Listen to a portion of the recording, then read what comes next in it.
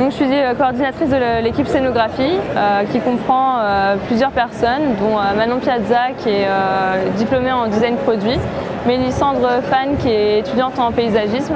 Moi je suis scénographe designer depuis 4 ans et j'ai rejoint l'équipe scénographie de l'Accueil depuis le mois de septembre pour essentiellement travailler sur l'espace détente qu'on va vous présenter juste après.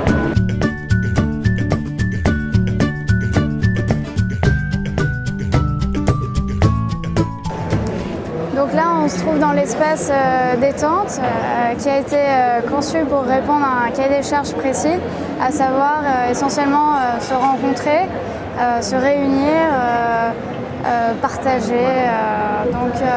Voilà, d'où cette forme en nid d'abeille qu'on voit essentiellement circulaire, où en fait les formes sont interconnectées les unes entre elles. Cette forme a été reprise avec les tipis.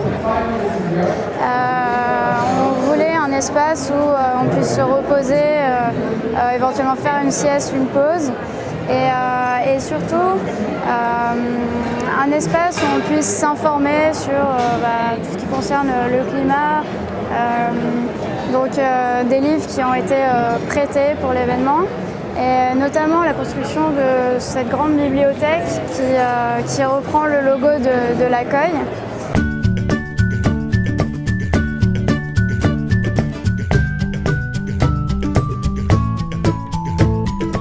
Nous voici à nouveau dans l'espace ouverture.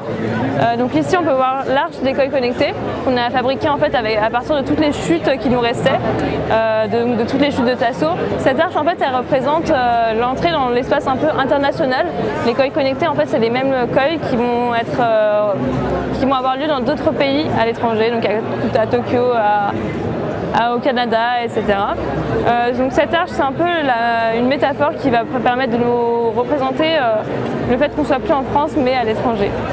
Ensuite, toujours dans notre démarche Zero Waste, on a utilisé les chutes pour faire des tables basses, comme vous pouvez voir ici, là où avec les gens qui sont en train de manger. Et ensuite après les tables, on a aussi fait des poubelles que vous allez pouvoir voir juste ici.